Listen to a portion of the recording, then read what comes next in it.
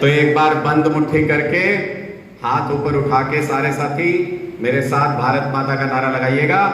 भारत माता की, भारत माता की, इंकलाब, इंकलाब।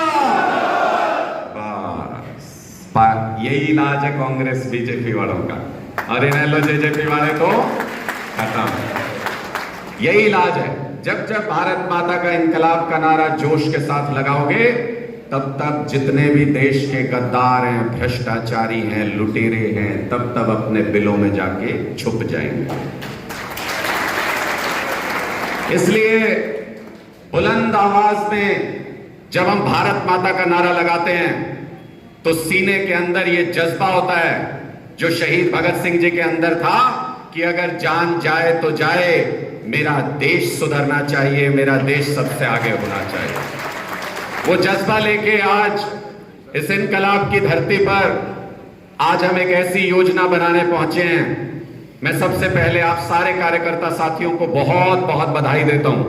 आपने एक बहुत बड़ा पड़ाव पार कर लिया, और वो सबसे बड़ा पड़ाव क्या था? ये बड़ी बड़ी पार्टियां भी घबराती हैं, कहती हैं संगठन कैसे बनेगा, संगठन कैसे बनेगा, संगठन कैसे बनेगा। संदीप पाठक जी को बहुत बहुत धन्यवाद और आपकी मेहनत को सलाम कि आप लोगों ने एक एक गांव में 21-21 मेंबर की कमेटी खड़ी कर दी। ऐसा संगठन हरियाणा में ना किसी पार्टी का पहले हुआ, ना आगे हो सकता, किसी पार्टी का नहीं हो सकता। इसलिए अब ये काम तो पूरा हो गया संगठन का। अब लड़ाई लड़नी है 24 में हरियाणा में सरकार बनाने की। करो या मरो वाली लड़ाई है। जिनको पीछे हटना हो, जिनको रास्ता ढूंढना हो, अभी ढूंढ लेना, क्योंकि इसके बाद तो बॉर्डर पार करके हम सरकार के इलाके में घुसने वाले हैं, और बॉर्डर पार करने के बाद पीछे नहीं देखा जाता। बॉर्डर पार करने के बाद या तो सीने पे गोली लगेगी या फिर तिरंगा फहराता है, दो ही काम होते हैं। तो 2024 में हरियाणा में हमारी सरकार बने, इसके लिए जी जान से मेहनत करने का समय आ गया है। इसके लिए बड़े बड़े आंदोलन जो आगे आम आदमी पार्टी हरियाणा में करेगी, उनमें खून पसीना बहाने का समय आ गया है। आप सबको मेहनत की इंतहा तक मेहनत करनी पड़ेगी, तब 2024 में सरकार बनेगी, आम आदमी की सरकार बनेगी। और मैं एक चीज, चूंकि आप जिस इलाके से आते हो, ये बिल्कुल पंजाब बॉर्डर से सटा हुआ इलाका है। मैंने कल भी अंबाला में ये बात कही थी, मैं आपके सामने दोहराता हूं। आज तक जो राजनीति हुई हरियाणा के अंदर, वो हरियाणा और पंजाब को लड़ाने की राजनीति हुई। ऐसा माहौल तैयार करते हैं जैसे हम भारत पाकिस्तान है, जैसे पंजाब हमारा बड़ा भाई ना हुआ, जैसे कोई दुश्मन मुल्क हो गया। हरियाणा पंजाब को पिछले 56 सालों से ये लोग लड़ाते हुए आए हैं। कोई फायदा नहीं हुआ उस लड़ाई का, आज तक कोई फायदा नहीं, छोटा सा भी फायदा उस लड़ाई का नहीं हुआ। 56 साल से ऐसे मुद्दों को इन्होंने उभार रखा है। कहते हैं पंजाब नहीं हमें ये देता, पंजाब कहता है हरियाणा के साथ ये बात नहीं हो सकती, हरियाणा कहता है पंजाब के साथ ये बात नहीं हो सकती। 56 साल तक इन्होंने पंजाब और हरियाणा को लड़ाने की राजनीति की, और उस राजनीतिक आग के ऊपर अपनी रोटियां सेकी इन सारे राजनीतिक दलों ने। अब हमको क्या करना है? हमको इन लाइनों से कुछ सबक सीखना है। मैं दोहराता हूं आपके बीच में, लीक लीक कायर चले, लीक ही चले कपूत, बिना लीक चारों चले, दर्शन शायर सिंह सपूत। हमको अपनी नई लकीर बनानी है। हमको इनकी दी हुई राजनीति पे नहीं चलना। अरविंद केजरीवाल जी ने हिंदुस्तान के अंदर काम की राजनीति की एक ऐसी लकीर खींच दी जो 75 साल के इतिहास में, हमारे आजादी के बाद से इतनी पार्टियां हुई, इतने नेता हुए, लेकिन कोई भी ऐसी लकीर नहीं खींच सका। इसी तरीके से हमको हरियाणा के अंदर राजनीति की नई लकीर खींचनी है। क्या है वो नई लकीर? हरियाणा और पंजाब एक साथ मिलकर जब लड़ेंगे, जब एक दूसरे को भाई मान के आगे चलेंगे, तो हमने उदाहरण देखा किसान आंदोलन के दौरान, हरियाणा और पंजाब के किसान एकजुट हुए, एक साथ सड़क पे बैठे, तो अहंकारी मोदी सरकार को भी घुटनों के बल ला दिया।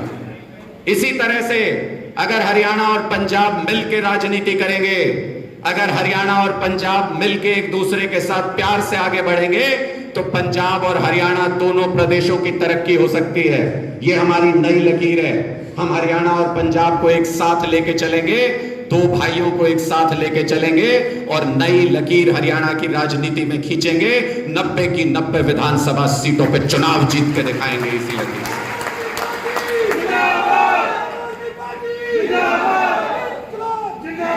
तो आप सब लोग तैयार हो जाइए इस लड़ाई के लिए। आज चूंकि भाई संदीप पाठक जी आप लोगों को आगे की पूरी रणनीति समझाने के लिए आए हैं, हम बहुत बार मुखातिब होते रहते हैं, आज वो आपको सारी रणनीतिक बातें बताएंगे।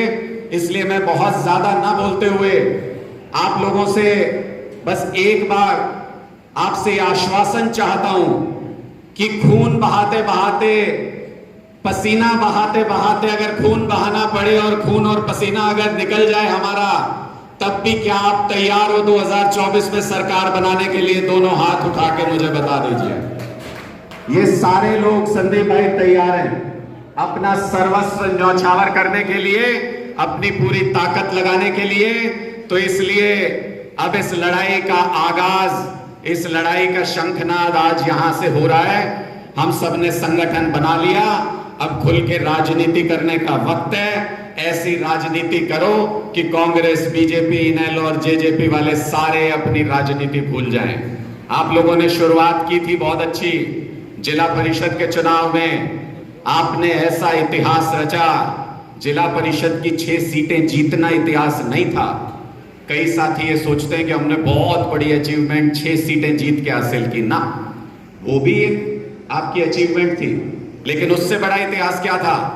उससे बड़ा इतिहास ये था कि इनके गढ़ में, जिसको ये अपना गढ़ बताते हैं, उस गढ़ में बैठ के पैसा लगा के, अपनी गुंडागर्दी लगा के हमारे 6 जिला पार्षदों को इतना सा भी हिला नहीं पाए, इधर से उधर नहीं कर पाए। ये थी आपकी असली जीत। ये करके जो आपने दिखाया, उससे इतिहास रचा और इसी से ये घबराते हैं। सिरसा में आज के दिन में आप सबसे मजबूत विपक्ष हो और आने वाले 2-4 महीने के अंदर सिरसा में आप ही लोगों का तूती बोलेगी, आप ही लोगों का राज होगा। सिरसा के अंदर लोगों के दिलों को जीतो, लोगों के दिलों पे राज कीजिए। बहुत बहुत शुक्रिया, आपने इतने ध्यान से मेरी बात को सुना। मैं उम्मीद करता हूं कि आज संदीप पाठक जी से सारी रणनीति, सारी बातों को समझ के उसको जमीन पे उतारने के लिए आप लोग पूरी मेहनत करेंगे, पूरा दम लगाएंगे। बहुत बहुत शुक्रिया आप सभी का, बहुत बहुत शुक्रिया। बहुत बहुत धन्यवाद अनुराग टांडा जी। अब हमारे अगले